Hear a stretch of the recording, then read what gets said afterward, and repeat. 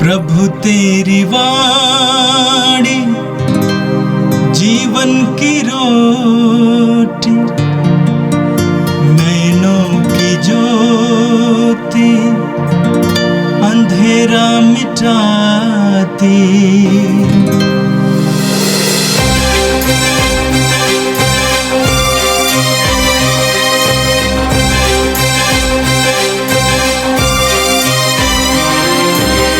प्रभु तेरी वाणी जीवन की रोटी, नैनों की ज्योति अंधेरा मिटाती।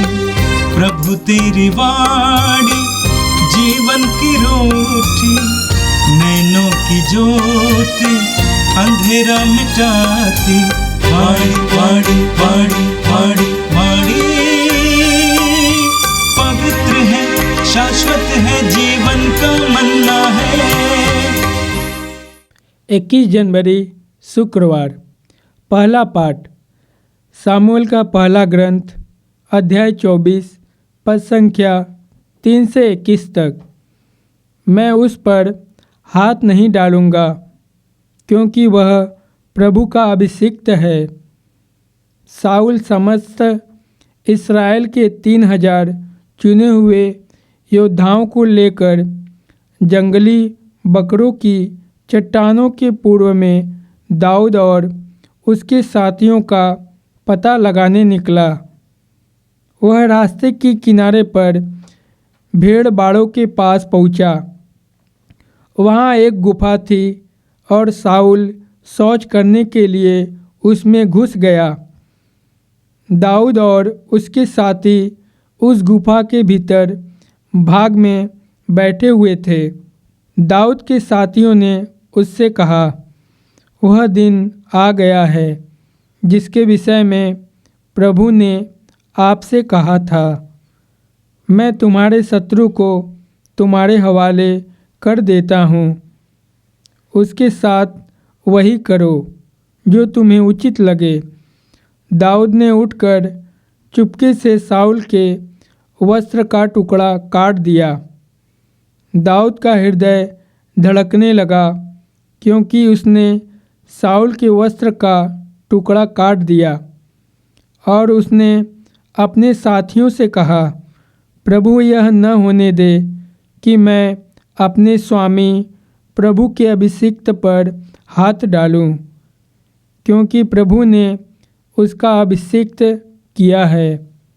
दाऊद ने यह कहते हुए अपने साथियों को रोका और उन्हें साउल पर आक्रमण करने नहीं दिया। साउल उठकर गुफा से बाहर निकला और अपने रास्ते चला गया। दाऊद भी गुफा से निकला और उसने साउल से पुकार कर कहा, हे मेरे स्वामी, मेरे राजा। साउल ने मुड़कर देखा और दाऊद के मुंह के बल गिर पड़ा, और दाऊद ने मुंह के बल गिरकर उसे दंडवत किया। तब दाऊद ने साउल से कहा, आप क्यों उन लोगों की बातें सुनते हैं जो कहते हैं कि दाऊद आपकी हानि करना चाहता है? आपने आज अपनी आँखों से देखा कि प्रभु ने आज गुफा में आपको मेरे हवाले कर दिया था। और मेरे साथी चाहते थे कि मैं आपको मारूं, किंतु मैंने यह कहते हुए आपको बचाया, मैं अपने स्वामी पर हाथ नहीं डालूंगा, क्योंकि वह प्रभु का अभिषिक्त है। देखिए पिताजी, अपने वस्त्र का टुकड़ा मेरे हाथ में देखिए।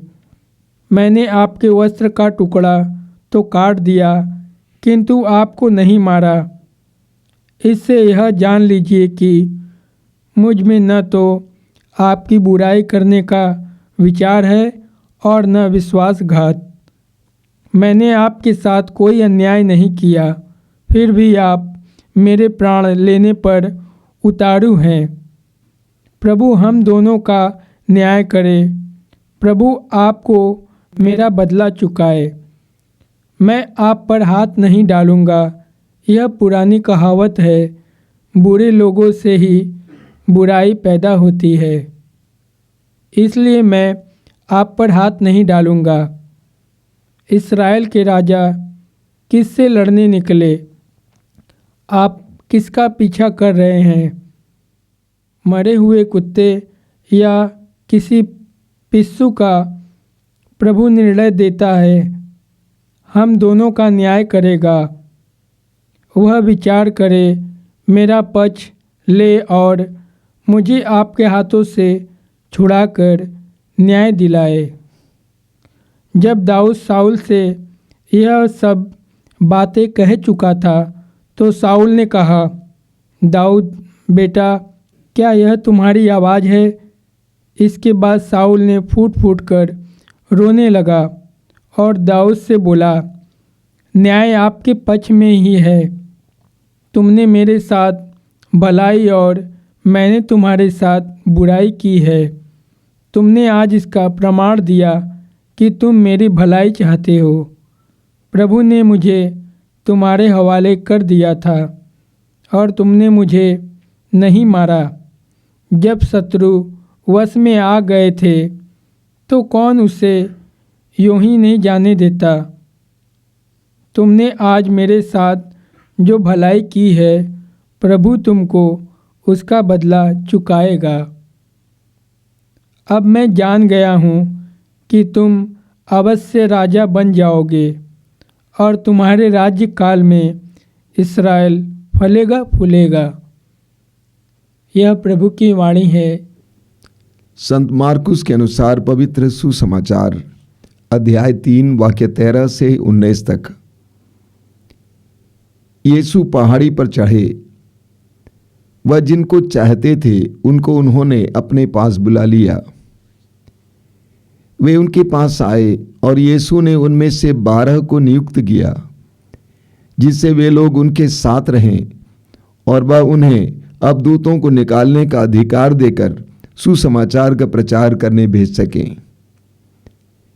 यीशु ने इन 12 को नियुक्त किया, सीमोन को, जिसका नाम उन्होंने पेतरुस रखा, जबदी के पुत्र याकूब और उसके भाई योहन को, जिनका नाम उन्होंने बोआनर्गेस अर्थात गर्जन के पुत्र रखा, अंद्रेस, फिलिप, बर्थलोमी, मत्ती, थॉमस, अल्फाई के पुत्र याकूब, थद्देउस और सीमोन को जो उत्साही कहलाता है, और यूदस इस्करियोती को जिसने यीशु को पकड़वाया। यह प्रभु का दिव्य सुसमाचार है। ख्रिस्त प्रभु की जय। मेरे प्रिय भाई और बहनों, आज के सुंदर दिन के लिए हम प्रभु को धन्यवाद दें। जीवन के वरदान के लिए प्रभु को धन्यवाद दें। आपने ख्याल किया होगा, बार बार मैं आपसे कहता हूं कि हम प्रभु को धन्यवाद दें। हम विश्वासियों को हर बात के लिए प्रभु को धन्यवाद देना सीखना होगा। यह हमारी आदत होनी चाहिए। आज का पहला पाठ सामुएल के पहले ग्रंथ के अध्याय 24 से लिया गया था। एक बहुत ही हृदयस्पर्शी पाठ रहा। आपने देखा कि कैसे दाऊद अपने राजा साउल को प्राण दान देता है। इस्राएल का राजा था साउल।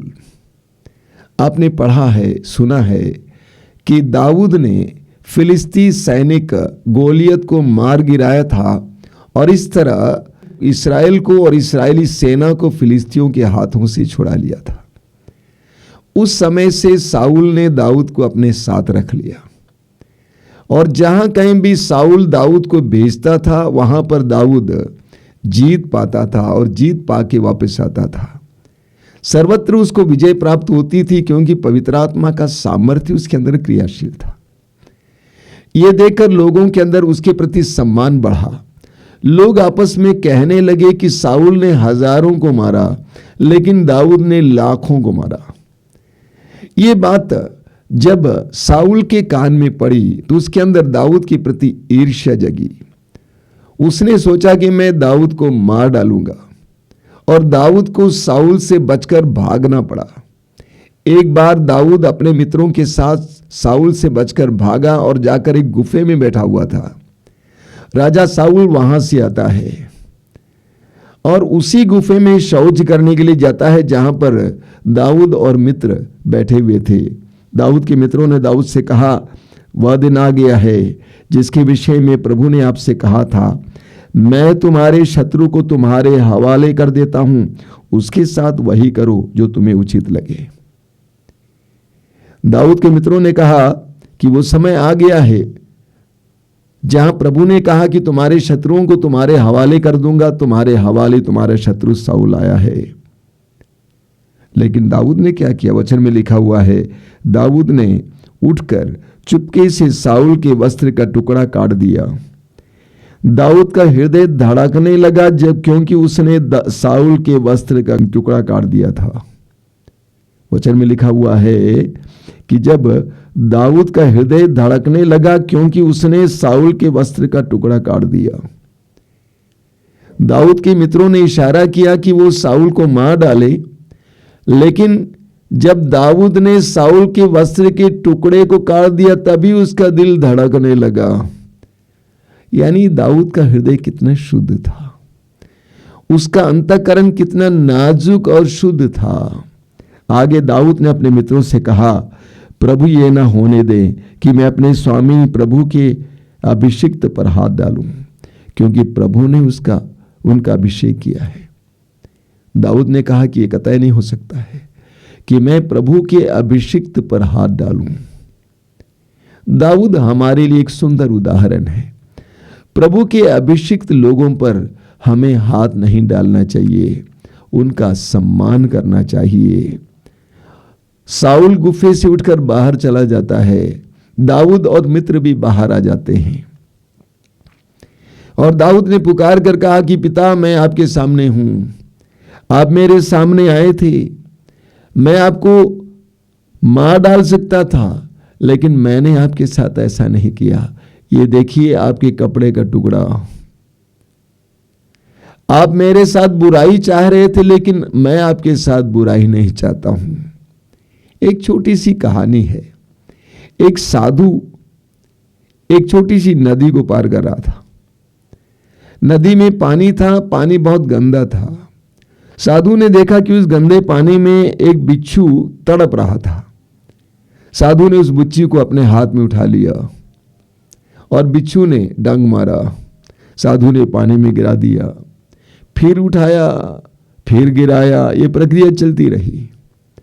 तट पर कुछ युवक बैठे हुए थे, उन्होंने ठहाका मारकर कहा कि साधु जी, आप नहीं जानते कि बिच्छू कभी भी डंक मारना नहीं छोड़ेगा।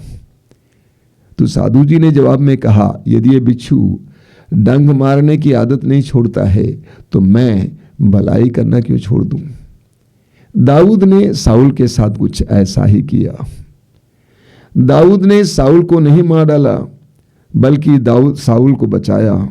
वचन में लिखा हुआ है, जब दाऊद साउल से ये सब बातें कह चुका था तो साउल ने कहा, दाऊद बेटा, क्या ये तुम्हारी आवाज है?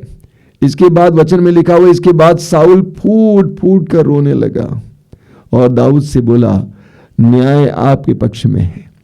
तुमने मेरे साथ भलाई और मैंने तुम्हारे साथ बुराई की है। तुमने आज इसका प्रमाण दिया कि तुम मेरी भलाई चाहते हो। प्रभु ने मुझे तुम्हारे हवाले कर दिया था और तुमने मुझे नहीं मारा। जब शत्रु वश में आ गया हो तो कौन उसे यूं ही जाने देता है। तुमने आज मेरे साथ जो भलाई की है, प्रभु तुमको उसका बदला चुकाए। अब मैं जान गया हूं कि तुम अवश्य राजा बन जाओगे और तुम्हारे राज्य काल में इस्राएल फलेगा फूलेगा। दाऊद के प्रेम, आदर, क्षमाशीलता को देखकर साउल फूट फूट कर रोता है। दाऊद की क्षमाशीलता और उस सुंदर प्रेम के प्रमाण के जरिए साउल का दिल बदल जाता है, उसका दिल परिवर्तित हो जाता है। हम पढ़ेंगे रोमियों के पत्र के अध्याय 12 उसके वाक्य 19 से 21 तक। संत पौलुस कहते हैं, प्रिय भाइयों, आप स्वयं बदला न चुकाएं, बल्कि उसे ईश्वर के प्रकोप पर छोड़ दें, क्योंकि लिखा है, प्रभु कहता है, प्रतिशोध मेरा अधिकार है, मैं ही बदला चुकाऊंगा। इसलिए यदि आपका शत्रु भूखा है तो उसे खिलाएं, और यदि वो प्यासा है तो उसे पिलाएं, क्योंकि ऐसा करने से आप उसके सिर पर जलते अंगारों का ढेर लगाएंगे। आप लोग बुराई से हार ना माने, बल्कि भलाई द्वारा बुराई पर विजय प्राप्त करें। दाऊद ने साउल के साथ यही किया। जो उसकी जान लेने के लिए उतारू था वो सामने आ जाता है, लेकिन उसके साथ बुराई नहीं करता है। इस प्रकार अपनी क्षमाशीलता के द्वारा, अपने प्रेम के द्वारा दाऊद ने साउल के दिल को जीत लिया। मान लीजिए भाई और बहनों, जब जब हम दूसरों को क्षमा करते हैं, हम उनको जीत लेते हैं। हम उनके लिए मन परिवर्तन का एक मौका देते हैं। जहां कहीं भी लोग एक दूसरे को क्षमा करने को तैयार होते हैं, वहां पर मन परिवर्तन होता है, हृदय परिवर्तन होता है। आपने वो सुंदर उदाहरण सुना होगा। मदर तेरेसा एक बार अपने लोगों के लिए भीख मांगने के लिए एक व्यापारी के पास गई हुई थी, और वो व्यापारी उनसे घृणा करता था। उसने मदर तेरेसा के चेहरे पर थूक दिया। मदर ने उस थूक को मिटाया और कहा, ये तो मेरे लिए था, मेरे बच्चों के लिए कुछ दीजिए। उस व्यापारी का हृदय परिवर्तित हो जाता है। जब हम क्षमा करते हैं, लोगों को मन परिवर्तन के लिए एक मौका देते हैं। दाऊद इसके लिए हमारे लिए एक सुंदर आदर्श और उदाहरण है। और आज के सुसमाचार में हमने देखा कि प्रभु यीशु अपने 12 प्रेरितों को बुलाते हैं और चुनते हैं, नियुक्त करते हैं। वचन में लिखा हुआ है, यीशु पहाड़ी पर चढ़े, वह जिनको चाहते थे उनको उन्होंने अपने पास बुला लिया और वे उनके पास आए। यीशु पहाड़ी पर चढ़े और जिनको वे चाहते थे उनको उन्होंने अपने पास बुला लिया। जिनको वे चाहते थे, जिनको वे चाहते थे। हम पढ़ेंगे यिर्मयाह नबी के ग्रंथ के अध्याय 1 उसके वाक्य 5 में प्रभु यिर्मयाह से कहते हैं, माता के गर्भ में रचने से पहले ही मैंने तुमको जान लिया। माता के गर्भ से मैंने तुमको पवित्र किया और जन्म से पहले ही मैंने तुमको राष्ट्रों का नबी नियुक्त किया है। ईश्वर जिनको चाहता है उनको बुलाता है। इसायाह नबी अध्याय 49 उसके वाक्य 1 में लिखा हुआ है कि जब मैं मां के गर्भ में था उस समय प्रभु ने मुझे नाम लेकर पुकारा। प्रभु लोगों को चुनते हैं। एफेसियों के पत्र के अध्याय 1 उसके वाक्य 4 में संत पौलुस कहते हैं, सृष्टि के प्रारंभ से पहले ही ईश्वर ने हमें मसीह में चुना है। बाइबल में हम बार बार पढ़ते हैं कि ईश्वर चुनता है। उसी तरह प्रभु यीशु ने 12 प्रेरितों को बुलाया, चुना और नियुक्त किया। क्या के लिए वचन में लिखा हुआ है, वे उनके पास आए और यीशु ने उनमें से 12 को नियुक्त किया जिससे वे लोग उनके साथ रहें और वह उन्हें अबदूतों को निकालने का अधिकार देकर सुसमाचार का प्रचार करने दे सके। 2 बातें बताई गई हैं। पहला है, प्रभु ने उनको चुना और नियुक्त किया जिससे वे उनके साथ रहें। यीशु के साथ रहने से क्या होता है?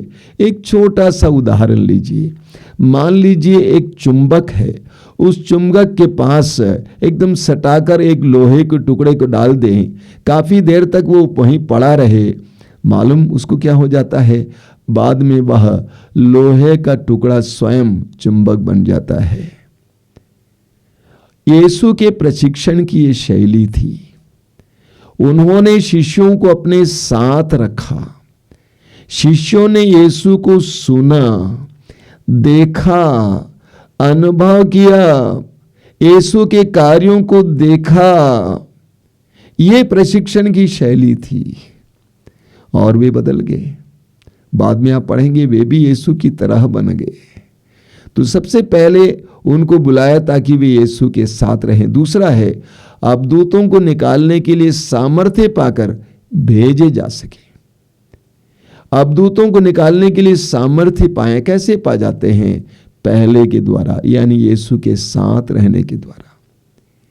यीशु के साथ रहने से अवदूतों को निकालने का सामर्थ्य मिलता है। हमारे जीवन में हमें देखने को मिलता है कि हम कितने दुर्बल हैं, कमजोर हैं। जानते हैं इसका मुख्य कारण क्या है? हम यीशु के साथ समय नहीं बिताते हैं। हम यीशु के साथ समय नहीं बिताते हैं। जितना हम यीशु के करीब रहेंगे उतना हम यीशुमय हो जाएंगे। मैं अक्सर लोगों से कहा करता हूं, प्रभु के करीब, प्रभु के सानिध्य में बैठिए।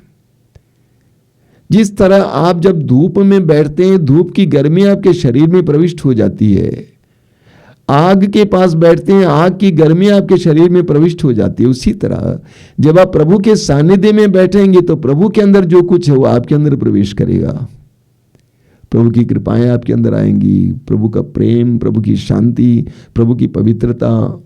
शिष्य प्रभु के साथ रहे और वे पवित्र आत्मा और सामर्थ्य से पाकर अवदूतों को निकालने की शक्ति प्राप्त की।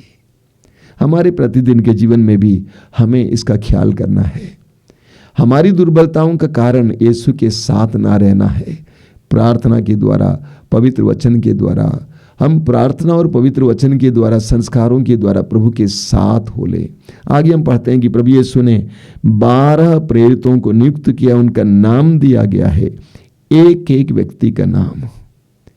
यूहन्ना के सुसमाचार के अध्याय 15 वाक्य 16 में प्रभु यीशु कहते हैं, तुमने मुझे नहीं चुना बल्कि मैंने तुम्हें चुना और नियुक्त किया है। व्यक्तिगत बुलाहट, अ पर्सनल चॉइस। और मैं ये बताना चाहता हूं कि हम में से हर कोई भी प्रभु की व्यक्तिगत बुलाहट है, पर्सनल चॉइस।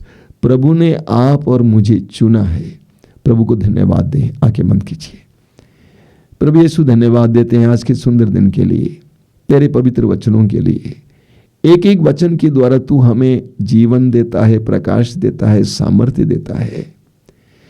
आज के संपूर्ण दिन में हम इस बात पर मनन कर सकें कि जिस तरह तूने अपने प्रेरितों को चुना अपने साथ रहने के लिए, सामर्थ्य पाने के लिए, उसी तरह हम भी तेरे साथ रह सकें, सामर्थ्य पा सकें। जहां कहीं भी हो, जो कुछ करें, वहां पर तेरे सानिध्य में रहें। ए प्रभु यीशु, इन वचनों को सुनने वाले मेरे भाई बहनों को आशीर्वाद दीजिए। आज का संपूर्ण दिन उनके लिए आशीष का दिन हो। हर प्रकार के बंधन से उनको छुड़ाइए। हर तरह के दुष्ट आत्मा के प्रपंच और फंदे से उनको बचा के रखना। हमारी इस प्रार्थना को ग्रहण कर प्रभु, आमीन। प्रभु तेरी वाणी जीवन की रोटी, नैनों की ज्योति अंधेरा मिटाती। वाणी वाणी वाणी वाणी